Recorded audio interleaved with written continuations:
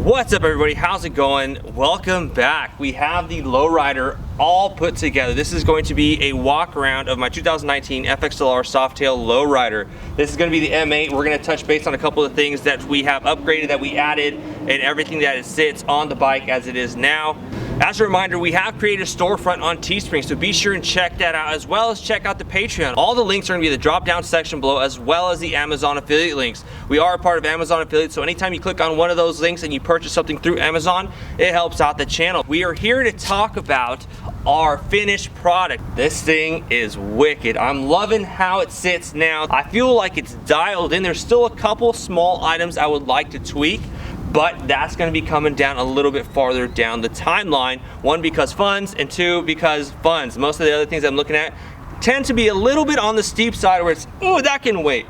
But this is how it sits right now. We're going to be talking about the bike, everything that's on there from front to back. You can find everything that is on our motorcycle in the drop down section below, that you can see a detailed view of everything that's on there. For the most part, the motor is still a stock 107. This is going to be pushing about 1700 cc's. So far, the motor compared to the previous twin cam on my Dyna is much more improved. Now, there is the sound difference when you have the aftermarket exhaust. We are running a Trask Performance Assault 2-to-1 exhaust, and it sounds amazing when you're getting on the throttle, but when you're at idle, it's nice and quiet, it's not bothersome, you can still talk to people, but there is still that little bit that's left to be desired with the M8 versus the V-twin, where you don't have that loop, that potato sound, the potato, potato, potato.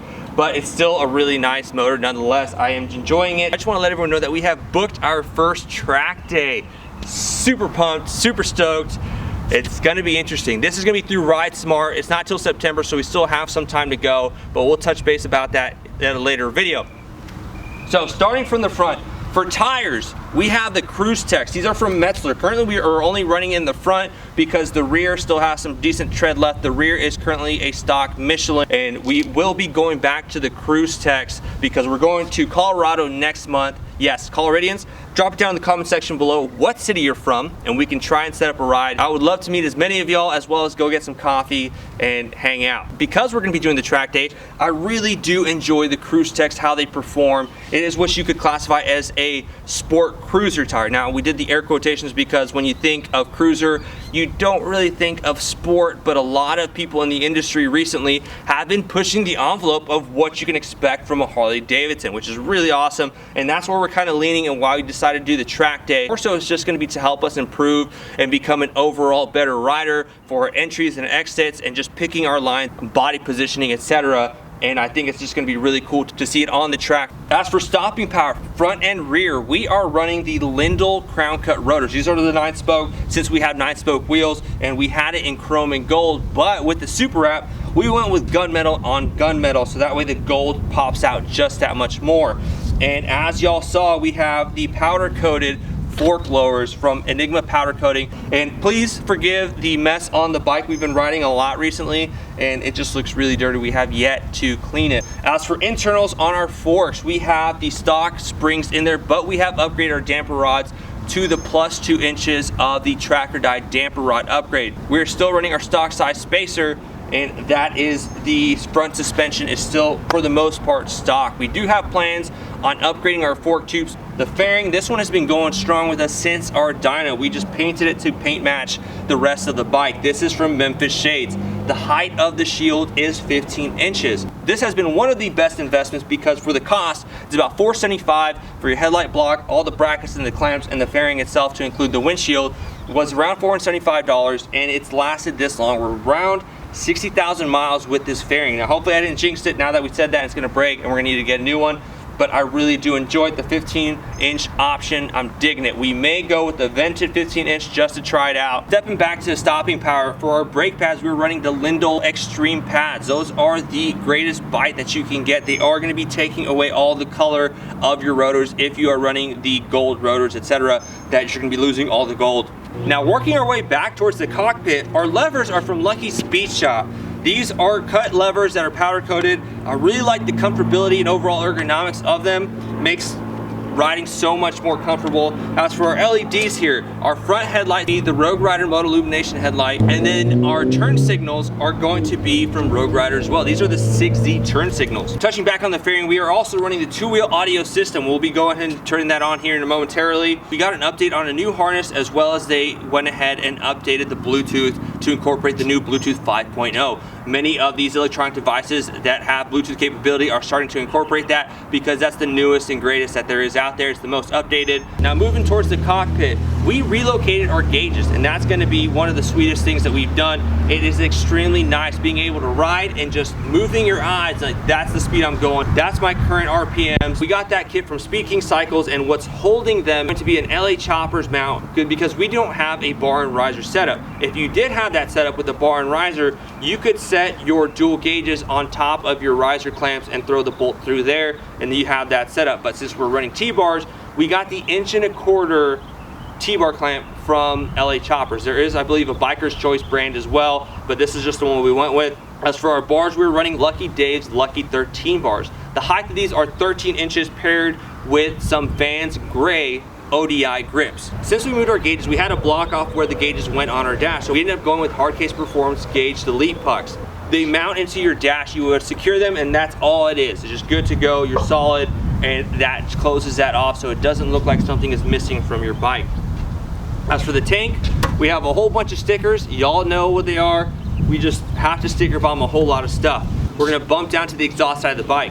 Here in the front, to protect everything that we have on our motorcycle, we're running a Cobra USA crash bar. This is gonna be in chrome, and on it is accented with a set of LED pods from Amazon. We got the wiring harness and the leads, etc., all from Amazon. Links are gonna be in the drop-down section below if you're interested in something like that, as well as the trigger system.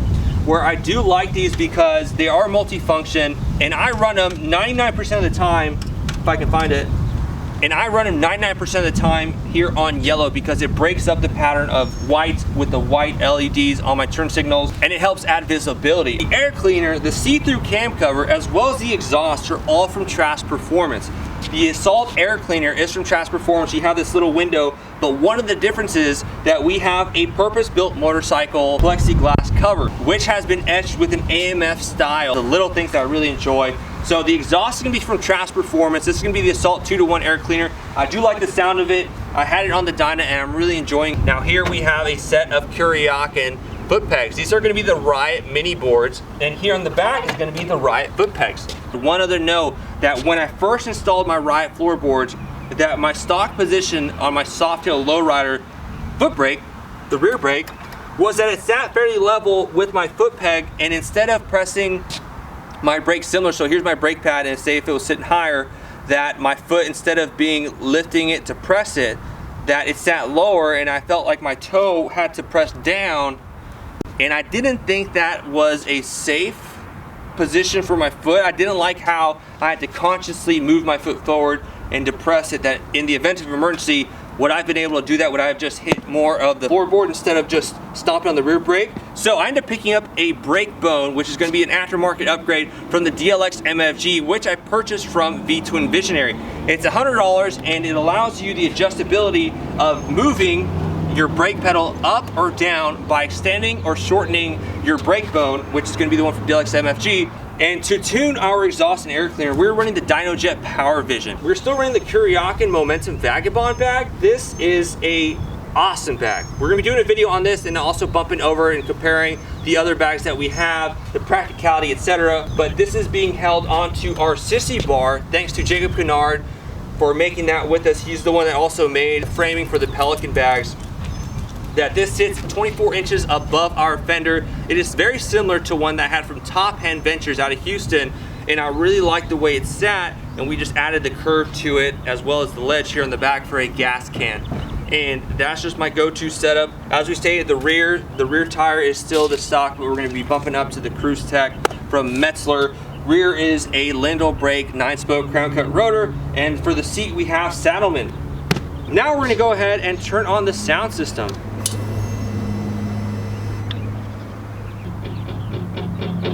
This is half volume. Bike is off. If she wants to dance and drink all night, well, there's no one that can stop her.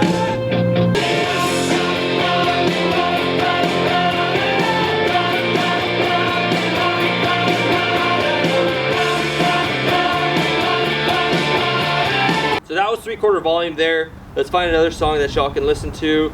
This is gonna be Synthwave, 3/4.